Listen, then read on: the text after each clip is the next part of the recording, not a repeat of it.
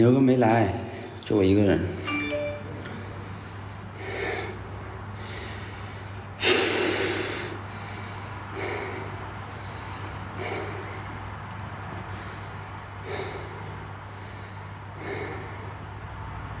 我是没事干，确实没事干，晚上太无聊了。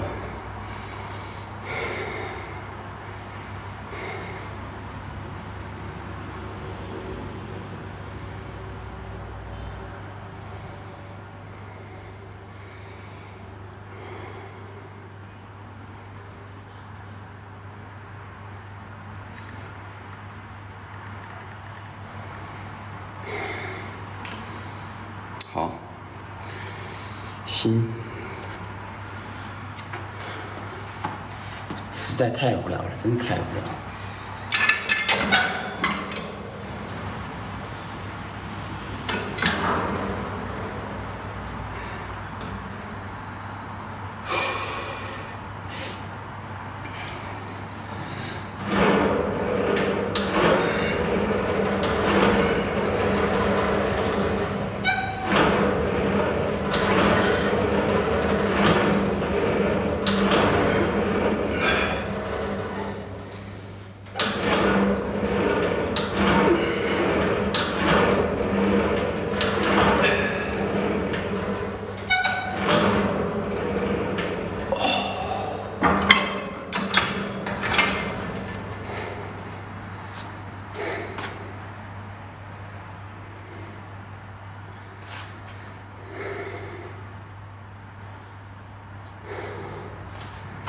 哎，接点水，接点水，走吧。太甜了。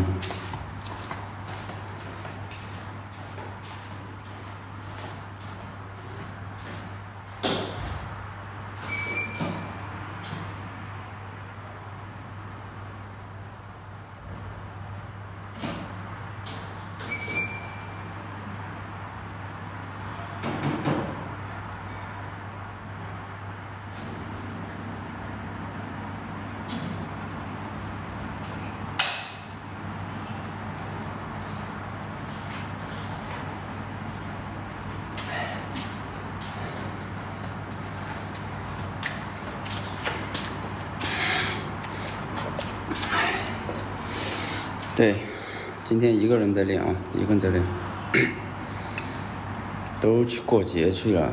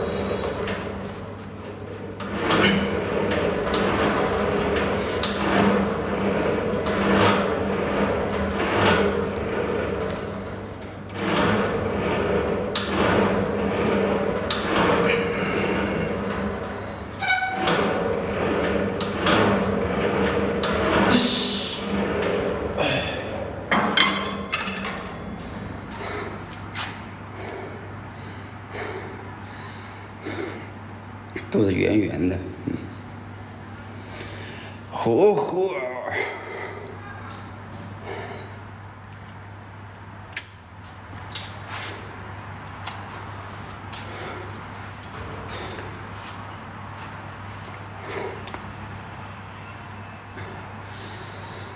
又跑去锻炼了，没事干啊。晚上时间确实是无聊。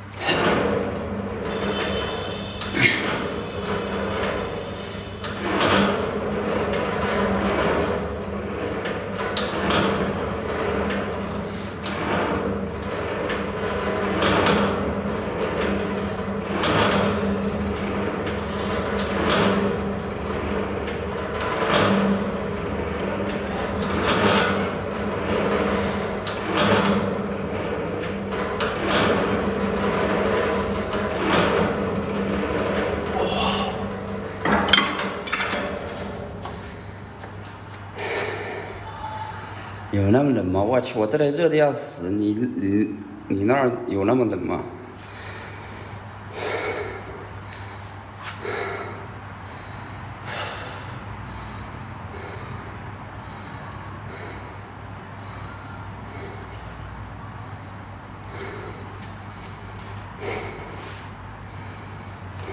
我主要是心寒是吧？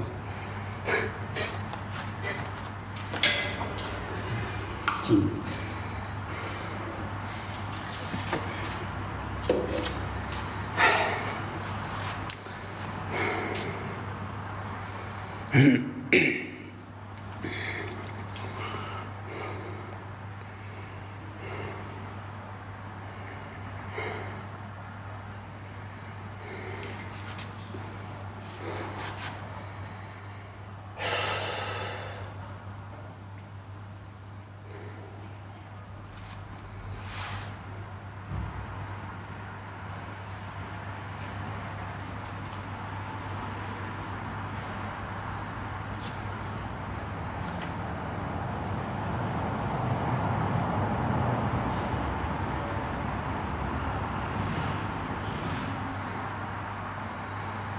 今天都出去回家了，都俩回家了呀。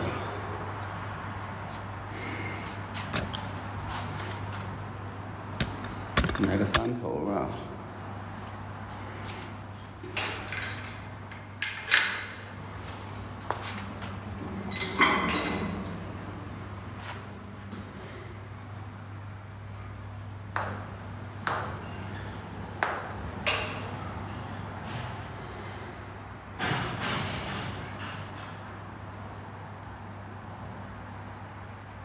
什么一头？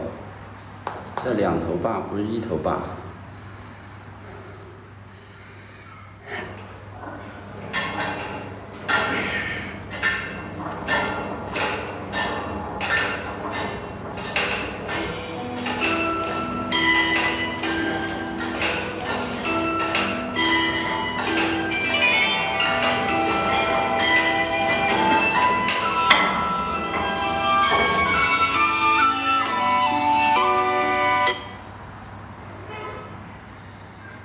走了。你在哪里啊？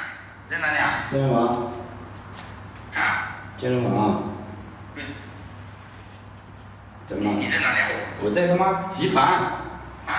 我在集团，怎么了？我问清楚了，问好了。你说。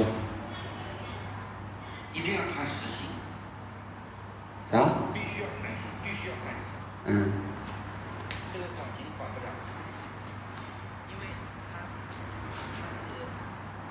19点，然后呢还有调椅。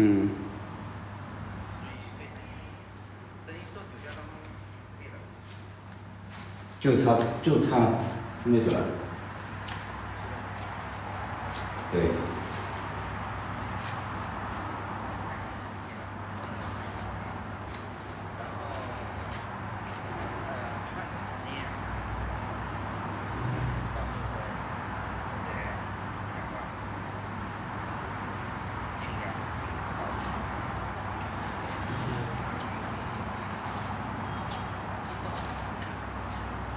就这是最多的吗？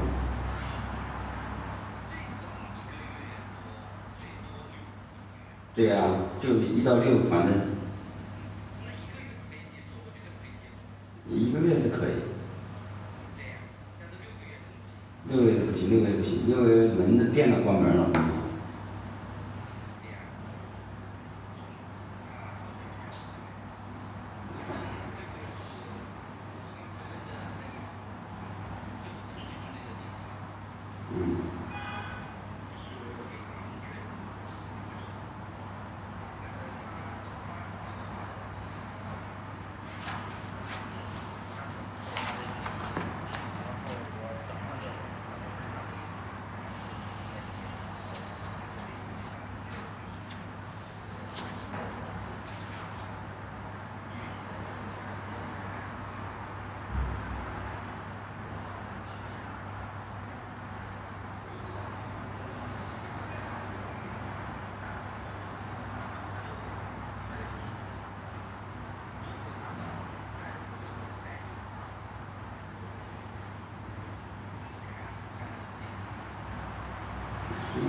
他当天晚上吹都吹了180，你不是在开玩笑吗？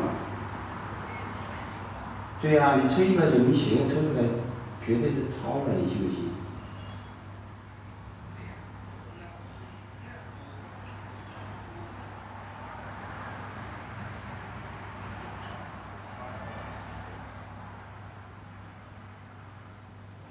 他。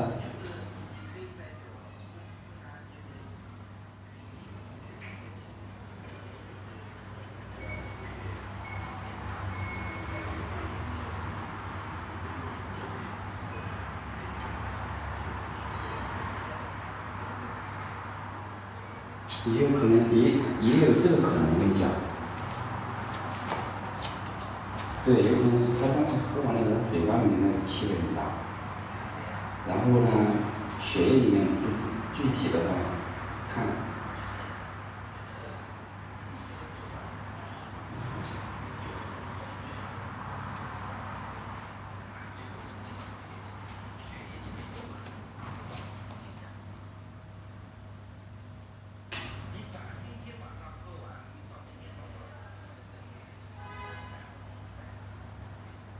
对，是的。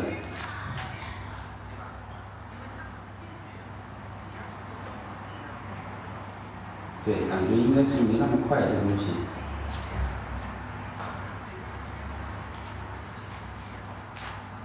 对他，因为他当时应该是刚那个碗吹出来，应该是更直接的。应该是早上8、9点多吧。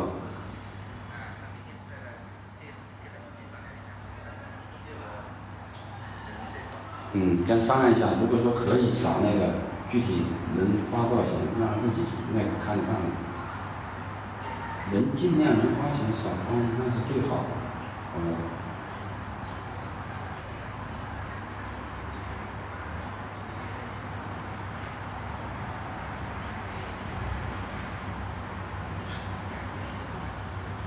反正我觉得不能超过3个月，你看。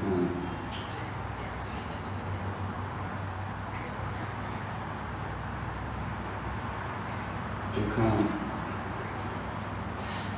他们说这个多花点钱还是可以的。要不要出来了，肯定要跟他说了，要不要你这个，要不然怎么办啊？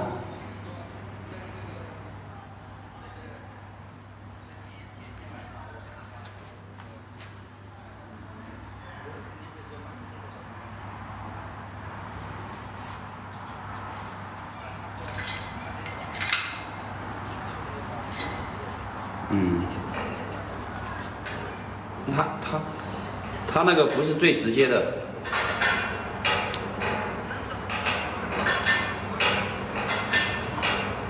对啊。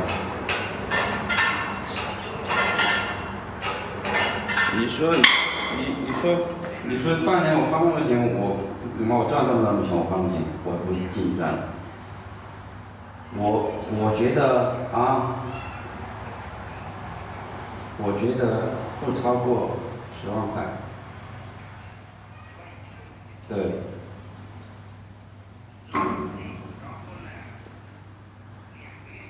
嗯。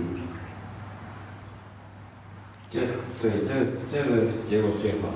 一旦你再超了，那划不来了，没那必要已经。实行的，那是没毛病，实行该实行。嗯。实行还是要实行，就这个时间问题。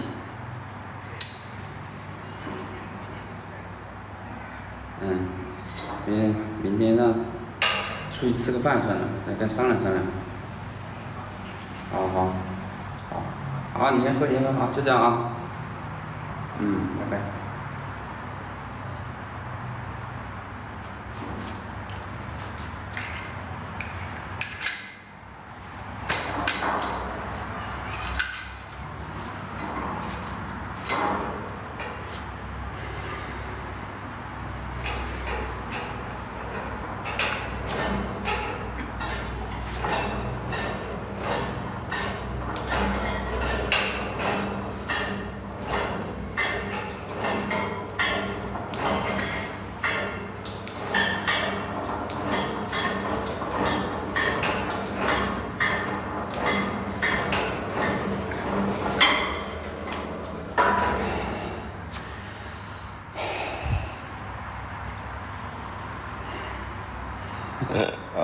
黑牛今天没出去吃饭吗？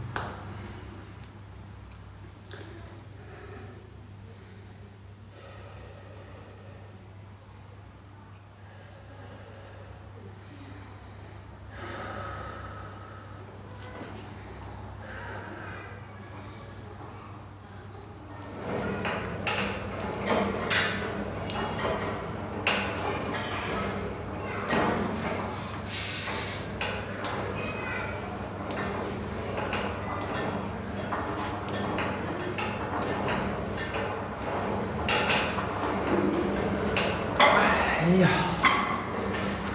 哎呀，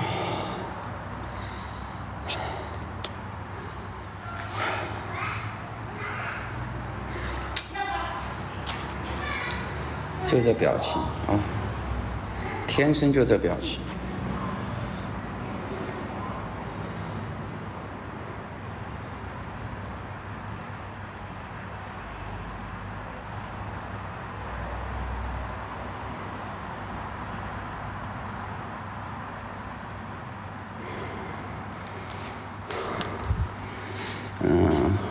头3头，再练个2头吧。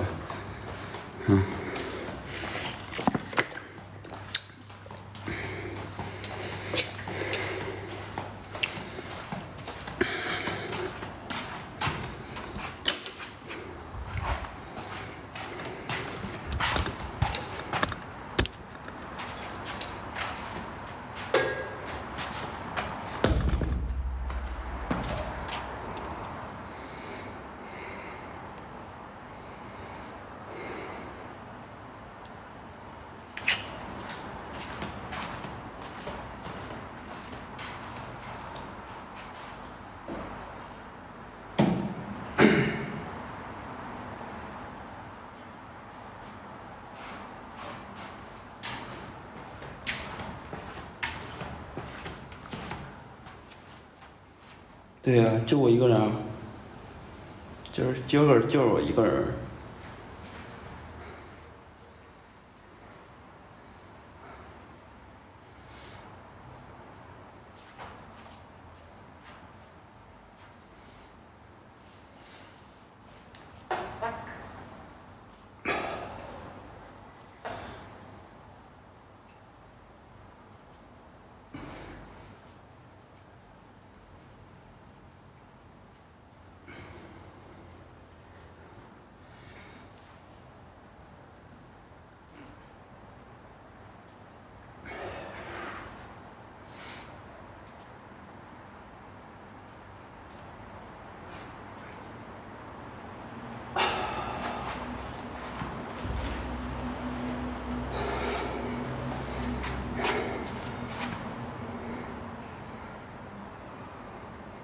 你那人再乱说话吓我的话，我给你送出去了啊！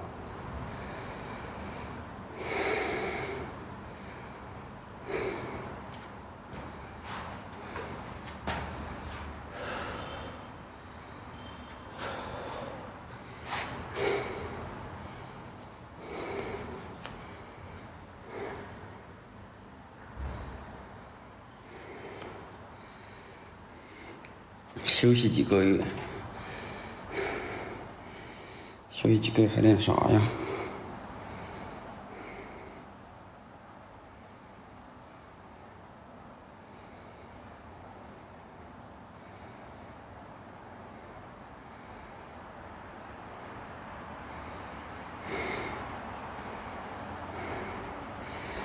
下午几点起床？2点啊，2点钟。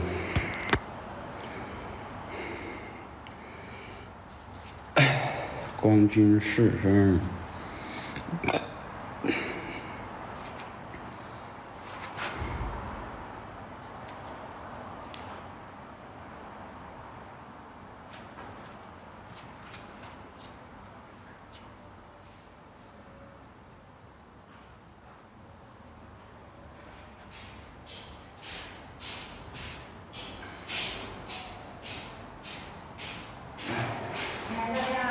嗯。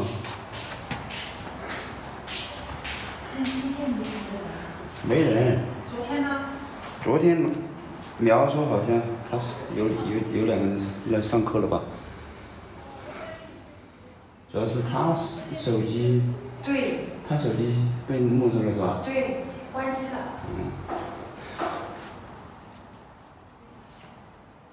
反正明天应该这个事情会有。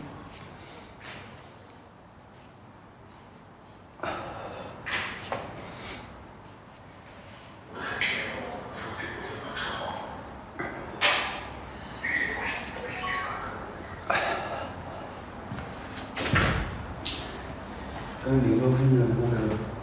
刘给我发信息了。最后发现写到了问清楚，那怎么说啊？就看，可以怎么说？看能不能花钱少。花钱是吧？啊，判没关系啊，因为这个我们也想过了。最多一个月的最高。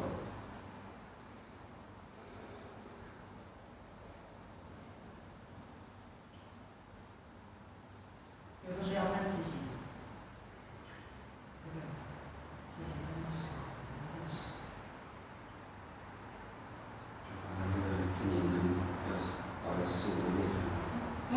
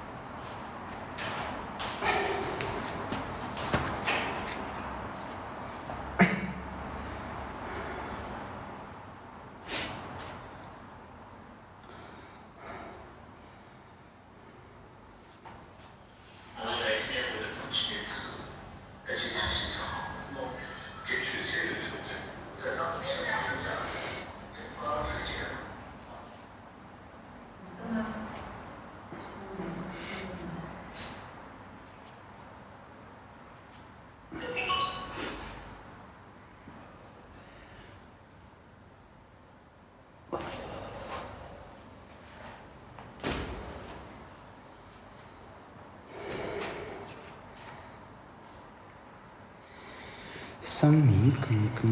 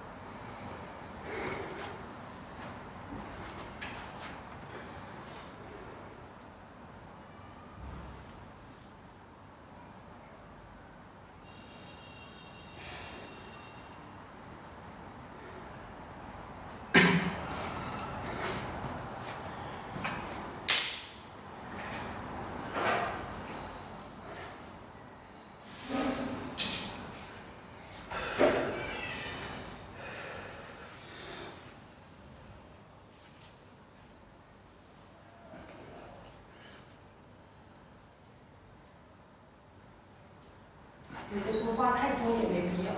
对，10万以内是最好的，超过就没什么意义了。是吧？唉。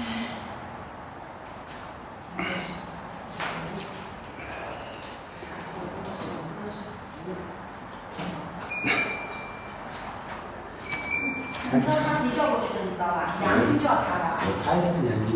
我就直接问杨军的，我说今天喝酒是不是你叫的？他说是的。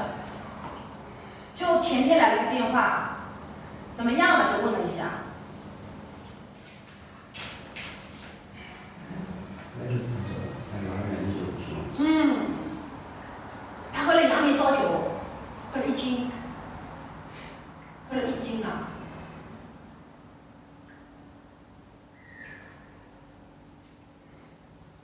你说吹出来的白酒，你居然在血液的话，至少要涨10%到20%，200肯定是有的。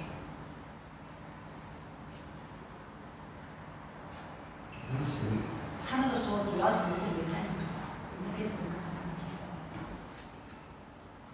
是这样。就是第一个做好，不知道这个第二天的是什么？他第一个做好掉了，他是第二个，他一个第一个做好，车子随便停好掉了，第二天去就是本来就是至少家里危险点说，造成一个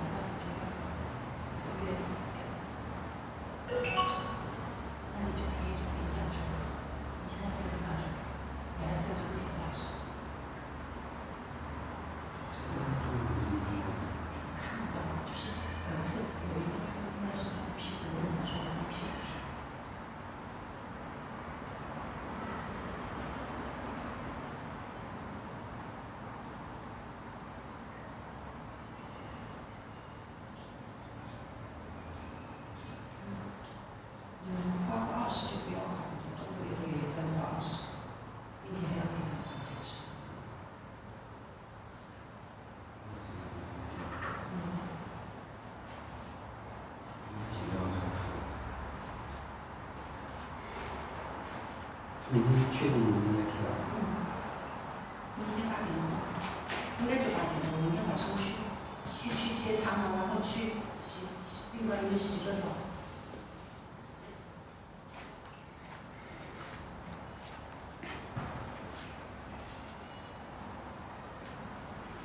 因为你知道吗？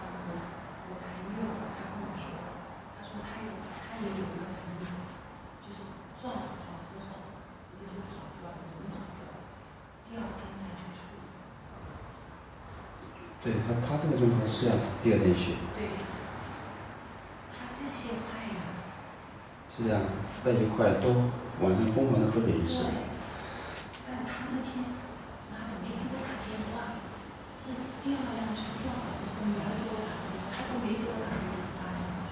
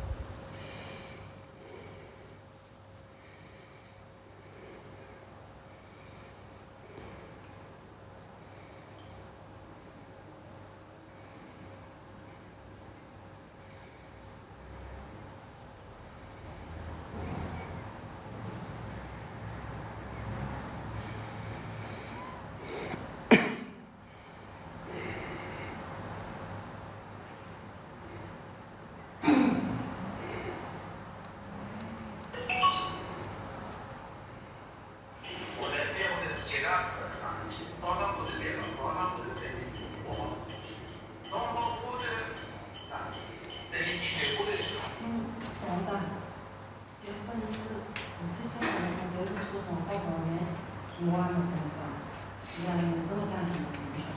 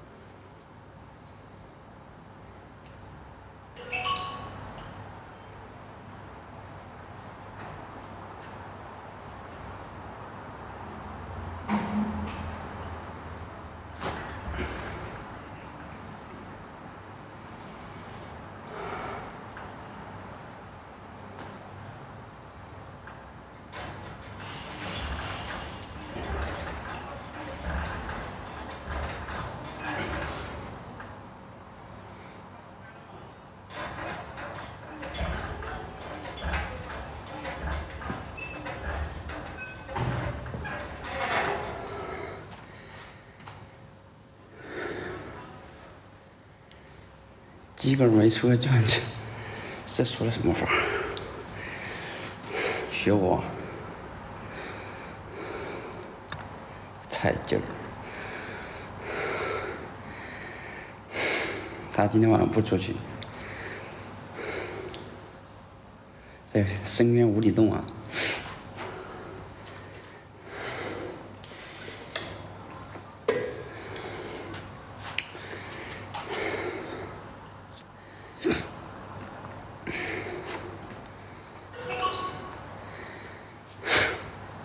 不是你先斗的吗？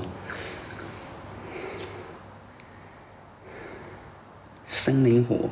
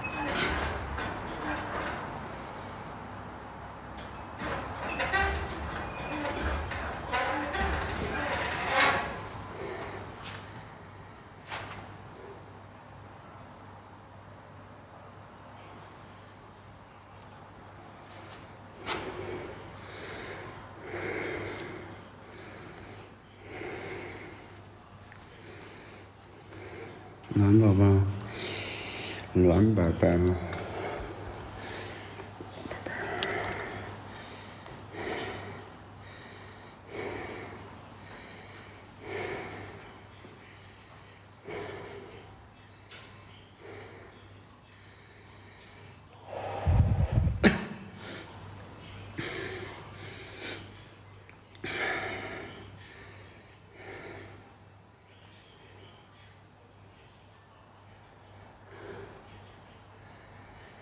做个有，等会儿做个有氧，再来做。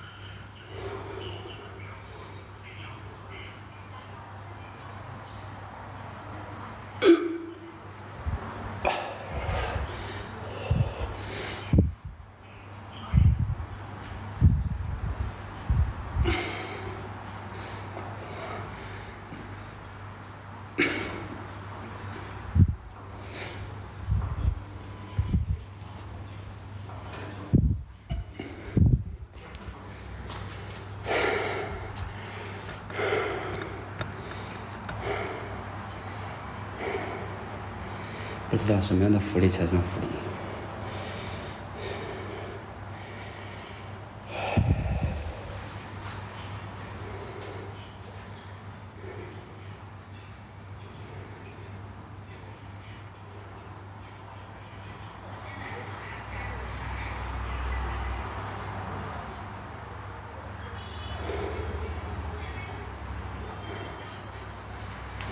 谢菜鸡的墨镜，1211的墨镜，好兄弟，每次一个墨镜。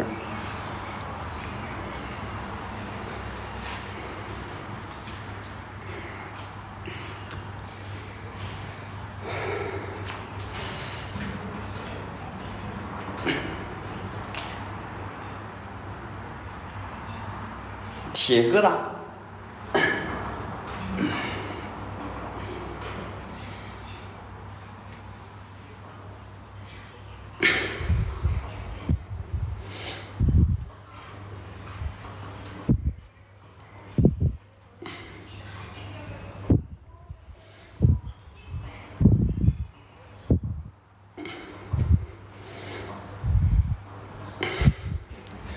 菜鸡从我开直播那天开始，菜鸡就在，啊，跟黑牛一样，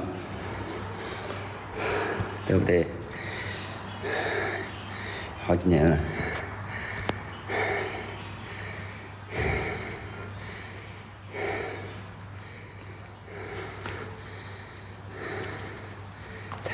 菜鸡这几年都没改过名字，一直叫菜鸡。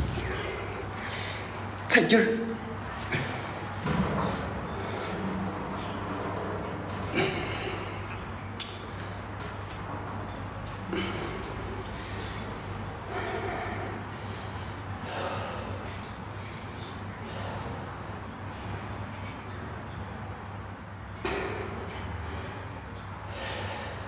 菜鸡儿，改了名就把我认识了。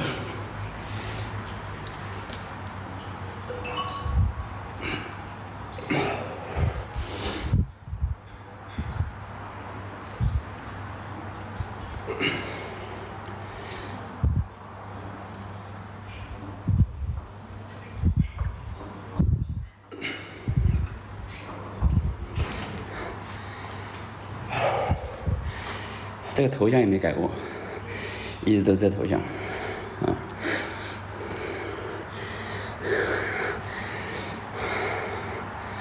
这头像是《街头霸王》里面那小子吧？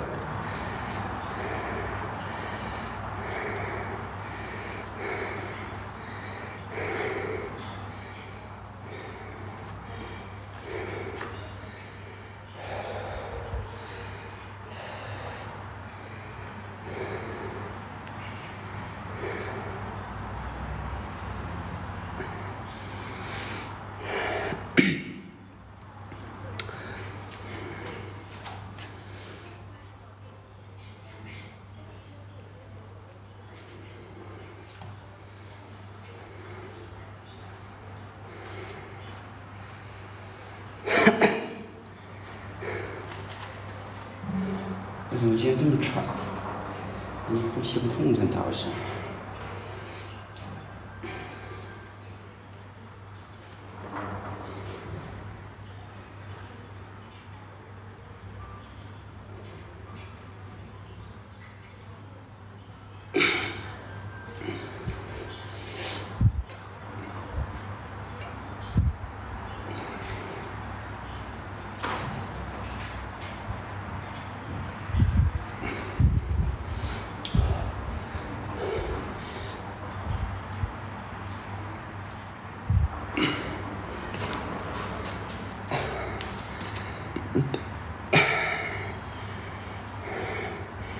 人鱼线老早就有了，体脂低的人鱼线是更明显。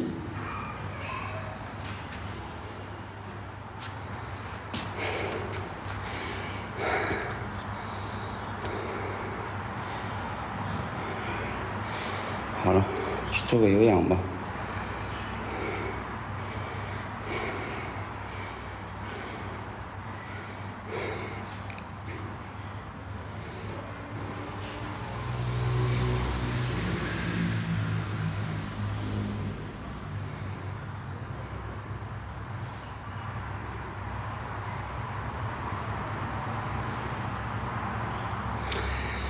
谢菜鸡的捏捏小脸，好嘞，6溜 ，OK。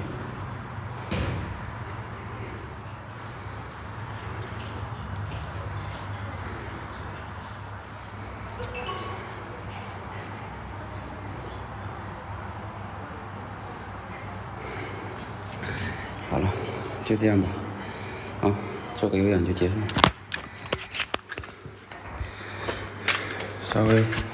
稍微做个几分钟，啊，做会儿做会儿。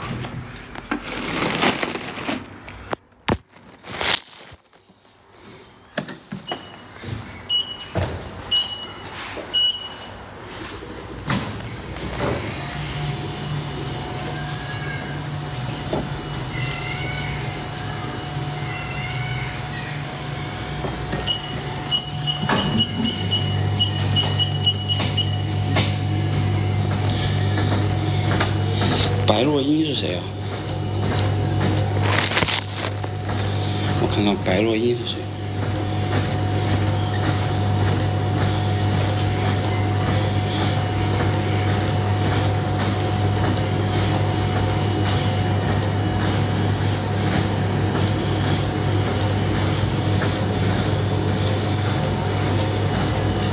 你丫上瘾了，原来是这小子。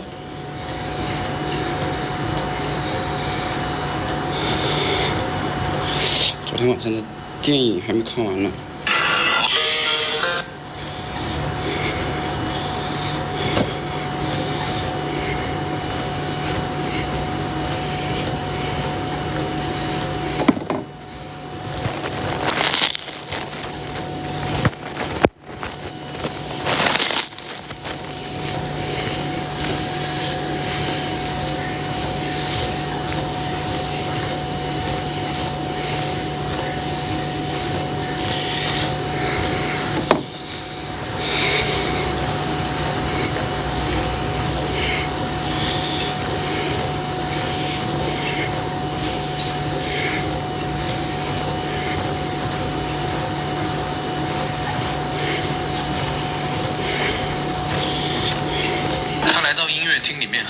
售卖处要了4瓶水。I'll get 4 of the nuts and 4 of this. 一所弓形作为西岗，他从墙上刮下已经风干的油漆，再烧，让它澳门那地方。哎，延边，妈的高领棒子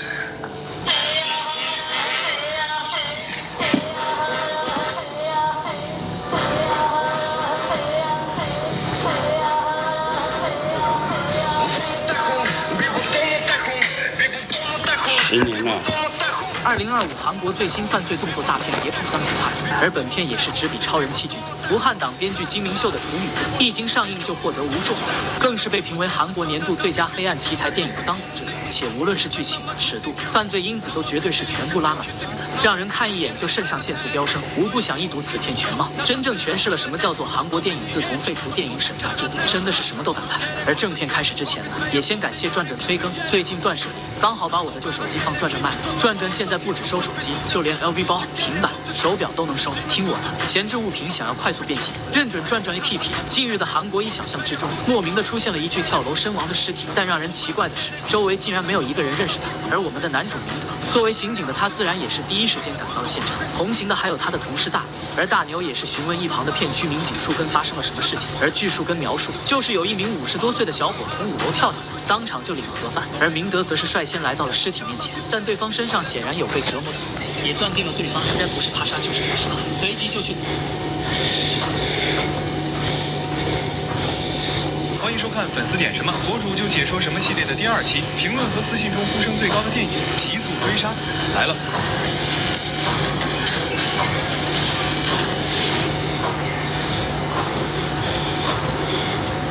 极速系列的巅峰之作《极速追杀2》来了。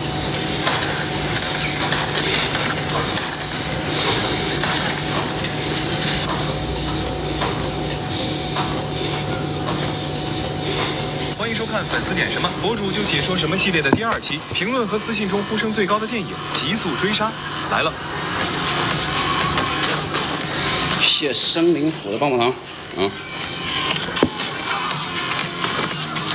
若要评选21世纪最酣畅淋漓的动作片，每一位观众都会有不同的答案。可能有人喜欢疯狂的麦克斯4那极致的速度与爆炸美学，出血2那近身搏杀的极致张力，谍影重重那巅峰造极的特工谍战。但如果将焦点锁定于枪械交锋、杀意弥漫的动作美学而论，那极速追杀系列或许才是无数人心中的不二之选。那么收拾好心情，扣好安全带，一场火力全开的极限解说正式开始。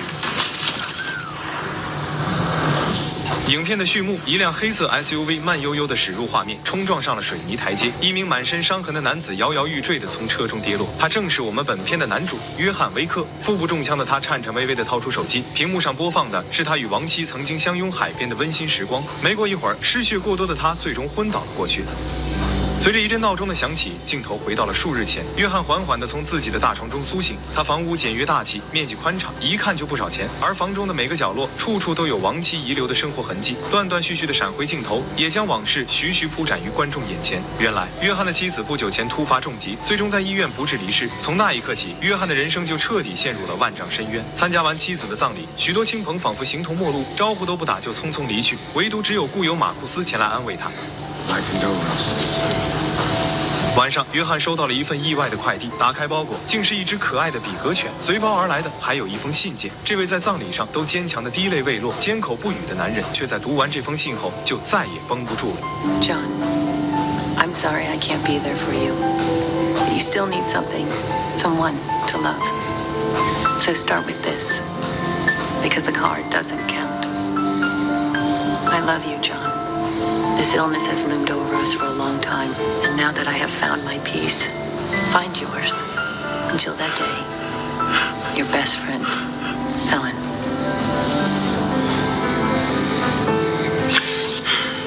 从此，约翰将对亡妻的相思全然寄托在这只小狗身上，他们日夜相伴，不离不弃。约翰也渐渐走出痛失挚爱的阴霾，重新燃起了对生活的希望。这天，他开车带着狗子外出采购狗粮，途中在加油站加油时，一个看起来很欠揍的俄罗斯富二代盯上了约翰的座驾。敢在加油站公然吞云吐雾的人，显然不是什么好鸟。Nice ride. 约翰所驾驶的座驾是一辆1969年出产的福特野马 BOSS 429，这辆车不仅油耗惊人，车价也不菲。但此时此刻，这位俄国少爷显然不是来交友的，他上来就趾高气扬地拍着机盖问约翰 How much? Excuse me? How much for the car? She's not for sale. 双方对峙之间，富二代用俄语喷了几句垃圾话，没想到约翰这位老美竟也听得懂外语。А в этой сука нет.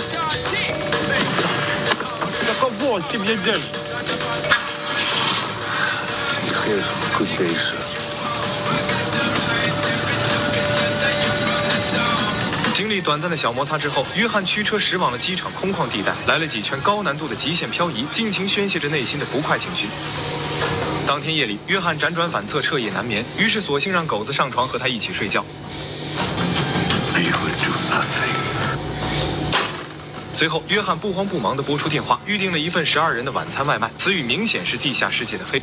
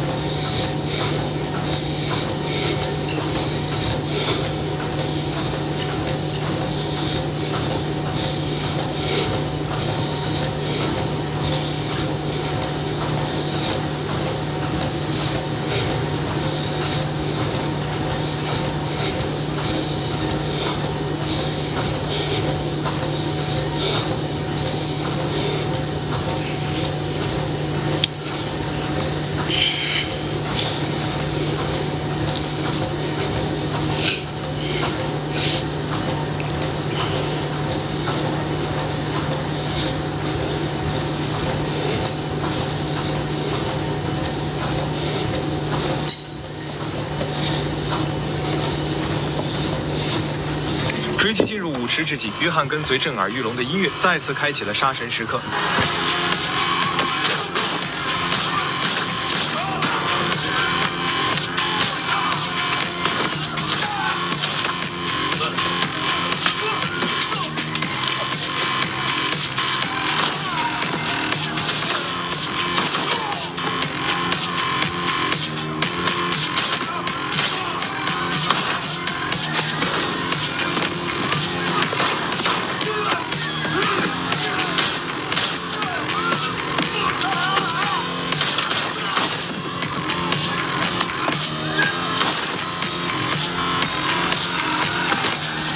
吓破胆的尤瑟夫仓皇逃至街头，急忙坐上车才躲过一劫。里面的约翰在多人的围攻下也不幸中枪，但好在有防弹衣，并无大碍。随后与维格王牌保镖激烈肉搏期间，约翰肋下被碎酒瓶扎伤，又被重重从2楼上摔下。见主要目标已经跑路，约翰也不再恋战，第一时间果断选择撤离。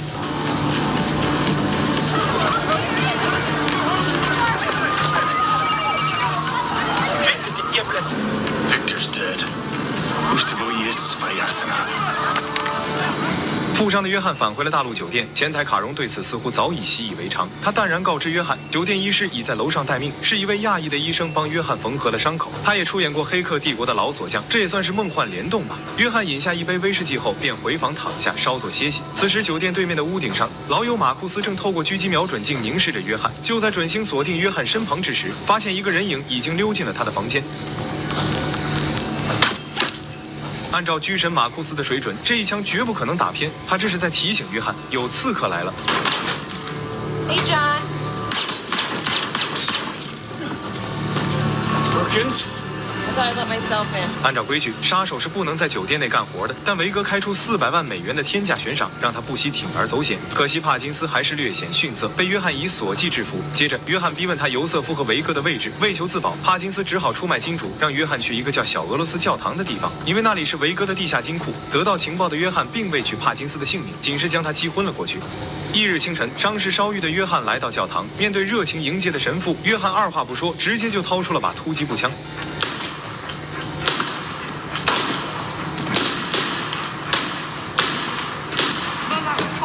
他拖着神父进到地下金库，顺手解决掉2个看守保安。神父见状，赶紧识趣地输入密码，打开了金库大门。在放走了2名吓坏的财务人员后，约翰毫不迟疑地投掷燃烧弹，烧掉了维哥的小金库。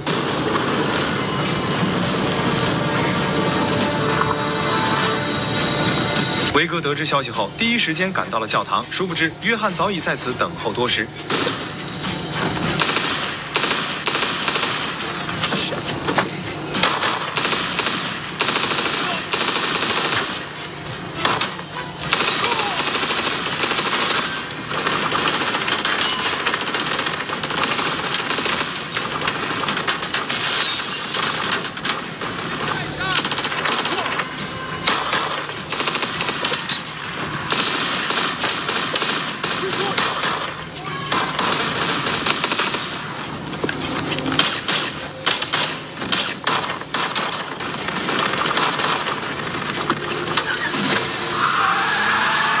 激战中，约翰被疾驰而来的车辆撞飞，当场晕厥了过去。等再次苏醒时，已被维格牢牢绑于仓库。维格当面质问约翰：“不过是区区一辆车和一条狗，有必要这样大动干戈吗？”但也就是这句话彻底激怒了约翰，因为那可不是一般的狗，那可是王维诗里的。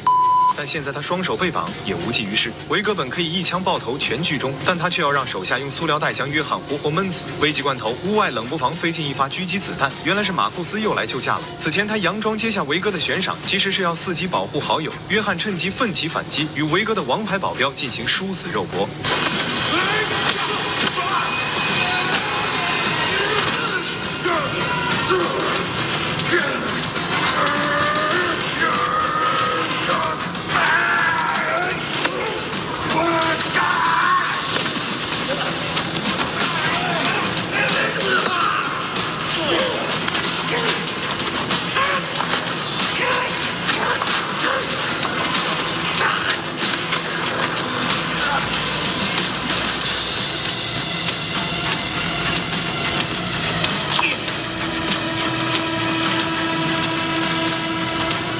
随后，约翰飞奔出仓库，超近道堵截了维格座驾。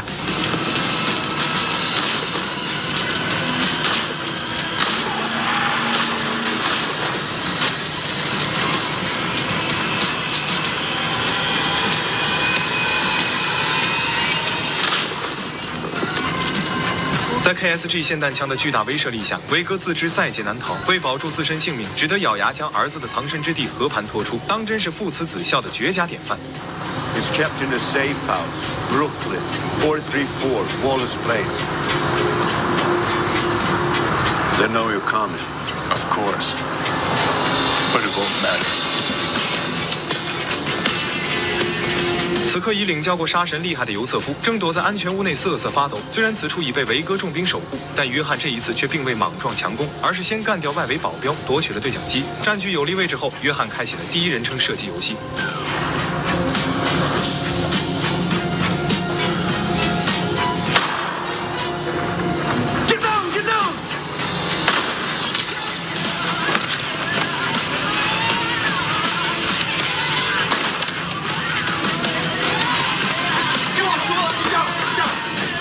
接着，约翰按下炸弹开关，断绝了敌人所有退路。此时的尤瑟夫早已吓得魂不附体，没跑出几步就被约翰一枪击倒在地。约翰不多逼逼，直截了当地要了他的狗命。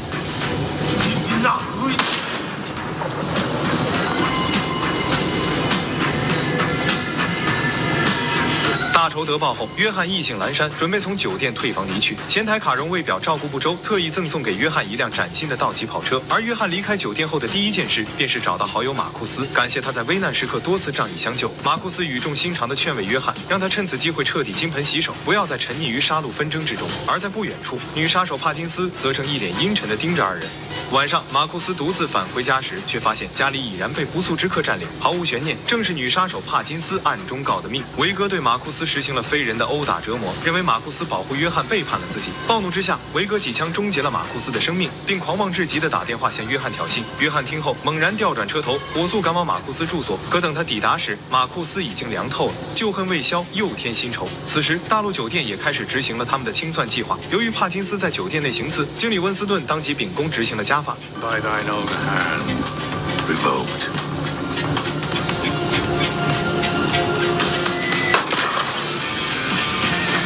所谓头可断血可流，唯独规矩不能乱。大陆酒店的不杀铁律也将成为贯穿极速系列的重要伏笔。随后，温斯顿主动给约翰打去电话，透露了维格此刻的确切行踪。一场腥风血雨的终极决战即将拉开序幕。极速系列的巅峰之作《极速追杀2》来了。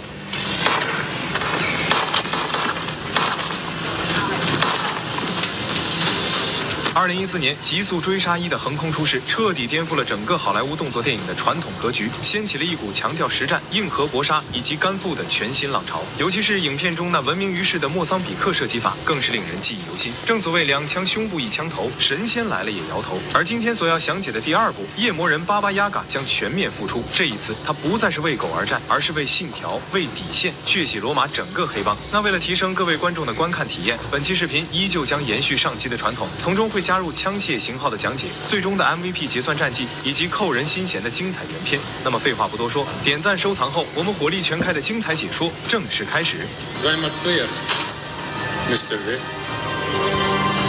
影片的序幕，镜头徐徐扫过纸醉金迷的纽约街景，然而背景声中却是十分激烈的引擎轰鸣。骤然间，一辆摩托从街角处翻车而出，而紧追其后的是一辆1970年的雪佛兰 SS396。从车上标志性的白色双线涂装可以得知，这正是上一部中约翰从修车厂老板那里开走的座驾。在闯了 N 个红灯后，摩托车被约翰成功拦截，他从骑手的口袋里取出一张金色卡牌，随后便扬长而去。镜头一转，来到一处规模庞大的汽车修理厂。这里表面看似平平无奇，其实是一个靠出租车掩护的毒品窝点。而此地老大不是别人，正是上一部中被约翰亲手送去见上帝的维格弟弟阿布拉姆。大家看着都应该有点眼熟吧？康斯坦丁中的撒旦就是他饰演的。身为庞大毒品帝国的幕后老板，此刻却如临大敌，命手下迅速整理好资产，准备跑路。因为上一部他那有效的侄子偷完约翰的车后，就把车藏在了他这里。如今兄侄二人相继丧命，阿布拉姆心中笃定，下一个肯定是自己了。然而觉悟虽快，可约翰凭借手中金色卡牌的线索，早已摸上了门。Why don't we just eliminate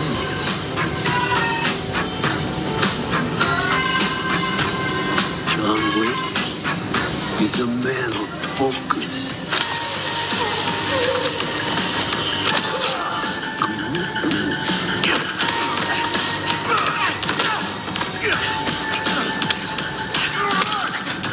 The sheer fucking will.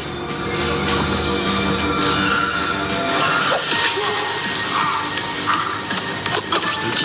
当然回家了，在健身房干啥？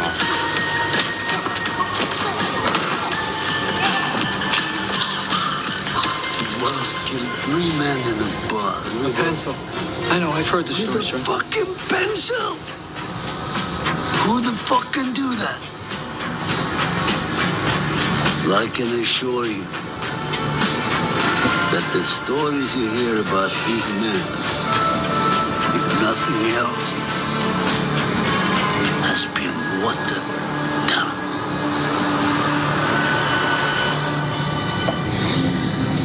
进入厂区区后，约翰先是找到了自己心爱的野马 BOSS 492，然后一脚油门漂移出库。他原本无意再大开杀戒，只想悄然离去，怎料阿布拉姆的手下却阴魂不散，驾出租车紧追不舍，还将约翰的爱车撞得七零八落。无奈之下，约翰只好开摘了。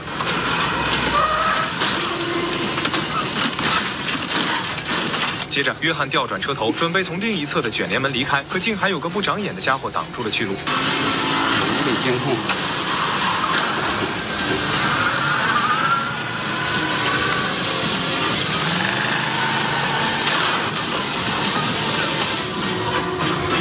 见小喽啰踉跄的往后跑路，约翰又一个倒车加甩头，免费送了他一程。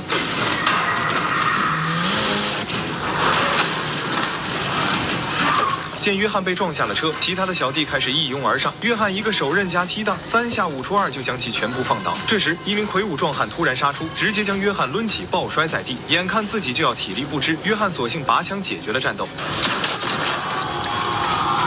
不是哥们儿，你有枪咋不早掏出来？战斗结束后，约翰步入了阿布拉姆的办公室，他波澜不惊地倒出2杯烈酒，递给了对方，说这是和平之酒，喝了咱俩就一笔勾销。阿布拉姆虽然不咋信，但他也别无选择。一饮而尽后，约翰才驾着自己伤痕累累的野马离开了这里。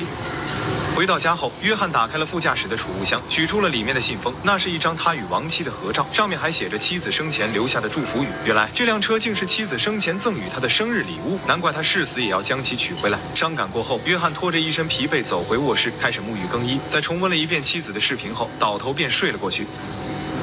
当日下午，上一部中的修车厂老板登门拜访，看着眼前惨不忍睹的野马状况，不禁大吃一惊，表示这车修是可以修，但就是得花点时间。Let me know when it's fit. All right. They'll be ready Christmas 2030. 送走完修车老板，约翰打开了地下室大门，重新将枪械和金币收纳进箱子里，然后浇筑混凝土，将这些杀戮利器再度封存。这里我们将镜头停顿片刻，看一下约翰封存起来的有哪些装备。首先是上一部的主战手枪 HKP30L 备用手枪，格洛克26长枪分别有 Keltec KSG 霰弹枪以及2支 CA415突击步枪。OK， 回归剧情，约翰刚刚坐下稍作喘息，门外就传来了急促的门铃声，一名操着意大利口音的黑老大前来拜访，看样子他应该是约翰的老相识。约翰虽然有些诧异，但仍将其迎进了屋。这位意大利佬名叫桑提诺，是科莫拉犯罪集团的高层人物。简单的叙旧后，桑提诺就直接开门见山，掏出一枚象征盟约的徽记勋章。在极速系列的世界中，江湖规矩森严，有2条戒律至高无上。其一，大陆酒店内不得开杀；其二，就是这个徽记盟约绝不可违背。徽记说白了就是一种江湖人情债。今日你若有难，我倾力相助；他日我若遭劫，你必鼎力回报。正是所谓一诺千金，生死相依，歃血为盟，从此祸福与共。在上一部电影中，维格所说的约翰完成了那个不可能的任务，就是约翰靠这徽记的盟约从桑提诺那里换取援助才完成的。如今桑提诺找上门来要约翰还债，而约翰却再三强调自己如今只想安享清静生活，不愿再涉及腥风血雨了。 I'm sorry. 桑提诺礼貌告别后，转头就来了一记回马枪。他扛的装备是 ARWEN37防爆枪，本是发射橡胶弹或催泪弹的非致命武器，桑提诺却直接填装上了榴弹。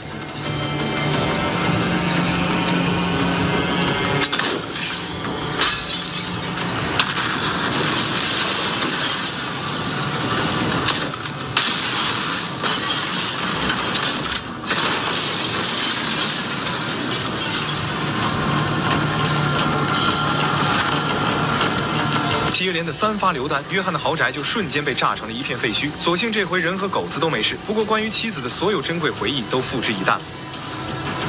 不久后，熟悉的龙套警察吉米又来插科打诨了。Gas leak? Yeah, gas leak. You working again? I'll see you, Jimmy. 无家可归的约翰带着爱犬连夜投奔了大陆酒店，灰头土脸，搞得前台卡戎还挺诧异。接着，他找到了酒店经理温斯顿。听完约翰的来意后，温斯顿再次强调了务必遵守的2大戒律：一是大陆酒店里不能开杀；二是每个徽记都必须给予荣耀，并且他还首次提及了高桌这个新概念。在急速追杀的世界观中，高桌是由全球12位黑帮大佬组成的至高委员会，他们权势滔天，横跨警界、政界、官僚，可谓手眼通天。而拒绝徽记盟约的话，就会被这个高桌组织所追杀。总之，约翰别无选择，必须接受桑提诺的任务。约翰将爱犬暂时托付于卡戎照顾后，转身便直奔桑提诺的所在地而去。两人见面后，桑提诺也丝毫未加掩饰，还是直接开门见山，他要约翰去杀的不是别人，而是他远在罗马的亲姐姐吉安娜。原来他们的父亲就是意大利著名犯罪集团克莫拉的首领，也是高桌12名成员之一。可父亲离世后，却将高桌之位传给了姐姐吉安娜。桑提诺那是100个不服气，无时无刻都想着取而代之，但毕竟手足情深，亲姐弟的血缘羁绊令他心生犹豫，所以才决定借助挥击之力，用约翰的手去铲除自己的亲人。约翰虽有些无言以对，但还是默认接受了任务。事不宜迟，约翰迅速动身，前往犹太人开设的地下钱庄，取到了自己的备用武器箱，里面是一把装载扩展弹匣的格洛克16手枪，大约70枚的金币，以及一叠各种国籍的护照，而最上方的是一本俄罗斯护照，这也似乎暗示了约翰的出身。不久后，约翰便来到了有着永恒之城美誉的罗马，这里也设有大陆酒店的分号。负责打理此地事务的经理叫朱利叶斯，与约翰也算是老相识了。看到约翰出现在这里，令他倍感诧异，以为他是来杀教皇的。但得到约翰否定的答复后，朱利叶斯才大大松了口气，并给约翰递上了酒店最高规格的套房房卡。接下来的一幕堪称是整个极速系列非动作桥段中最为经典的战前准备。约翰先行来到著名裁缝店，定制了一套防弹西装，继而购买了吉安娜加冕典礼举办地的详细地图和钥匙。但真正引人注目的重头戏还是约翰的挑选枪械环节。他深知在高桌成员的重大仪式上实施刺杀行动必然是九死一生，为应付不同距离的交战场景，他精挑细选了数把性能各异的枪械。首先是主武器，约翰舍弃了前作中惯用的 HKP30L 手枪，改用了 TTI 定制版的格洛克34战斗大师。接着是突击步枪，约翰选择了竞赛级的 TTI TR-1 Ultra Light， 而考虑到高强度的近距离战斗需求，另一把伯奈利 M4 霰弹枪也必不可少。Custom bolt carrier release and charging handle. Textured grips should your hands get wet. 除此之外，他还精心挑选了一把锋利的折叠单刃短刀，以备不时之需。采购完毕，约翰全副武装，整装待发。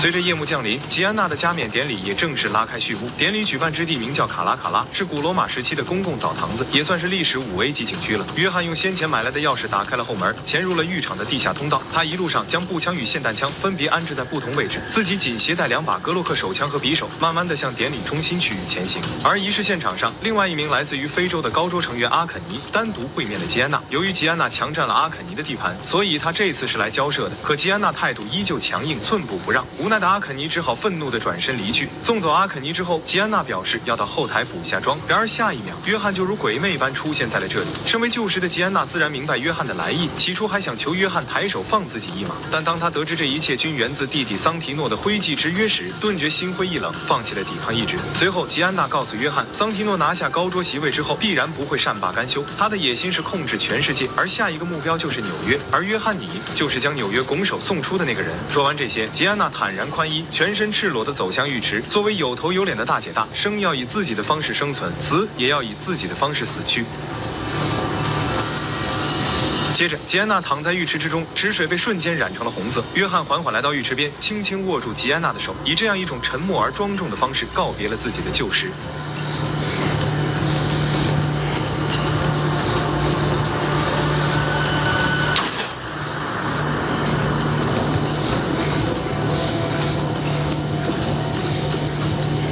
完成刺杀任务的约翰正准备离开这里，却不幸被吉安娜的贴身保镖卡西安所认出。两人都是杀手界的顶级人物，也都深谙对方的底细。简单寒暄几句后，影片中的第2场大型动作戏就此一触即发。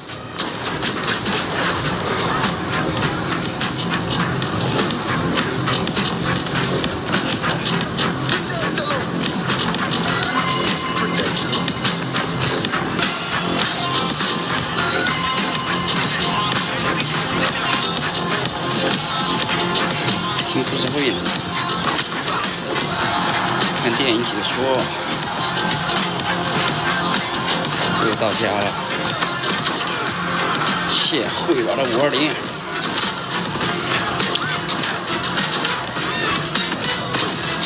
晚饭应该吃好了吧？吃了顿好的吧今天。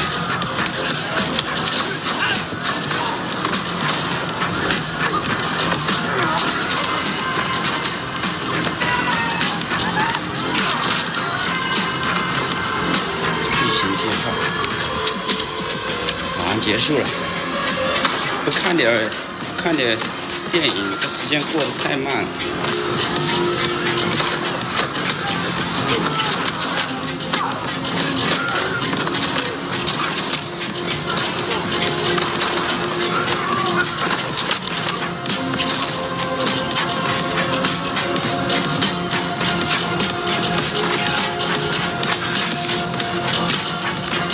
约翰一路披荆斩棘，重返了先前埋伏武器的地下通道，而桑提诺派出的哑女杀手阿瑞斯早已在此恭候多时。又一轮惨烈的厮杀随即爆发。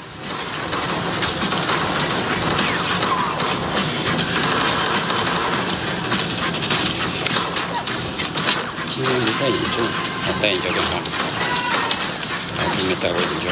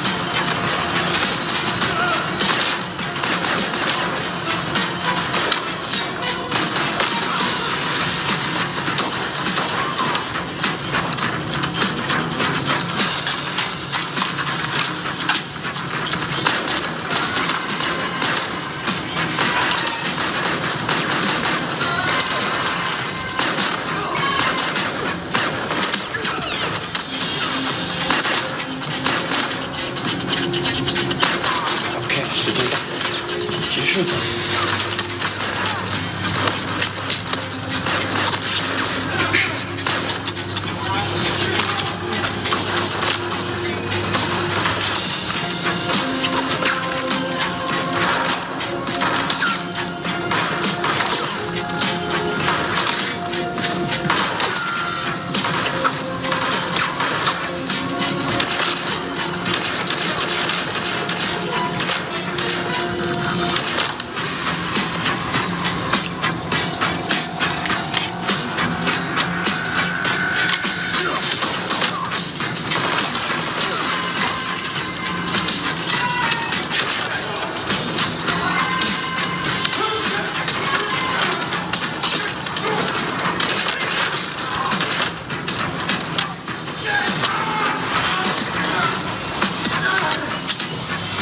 好了，今天就这样了，下播结束。峰哥，美女，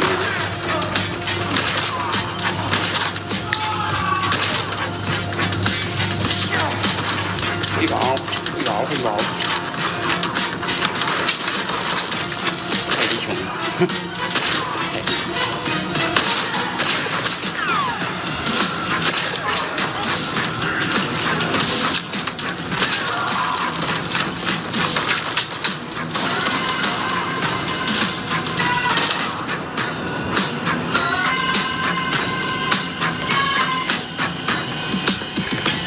最终来到 MVP 结算画面，在这场战斗中，约翰总计开枪147发，射偏19发，命中128发，命中率高达87%，包括吉安娜，共计击杀人数65人。相较于前作整部电影累计击杀77人的记录，杀神此次归来的残暴程度明显更上一层楼。回归剧情，历经枪林弹雨的约翰步履蹒跚地走在回去的路上，结果下一秒。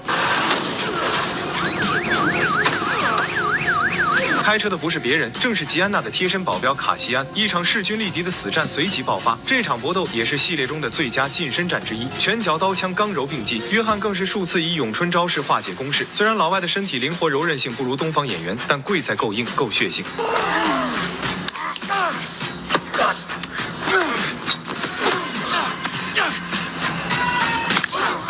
好了，行，就这样。下了，收拾，拜拜，拜拜，兄弟们。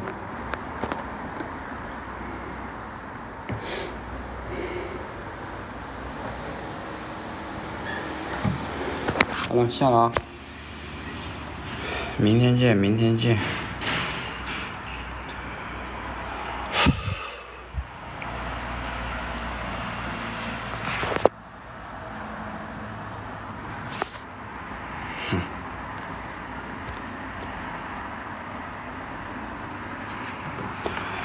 微微的，下了，我下了，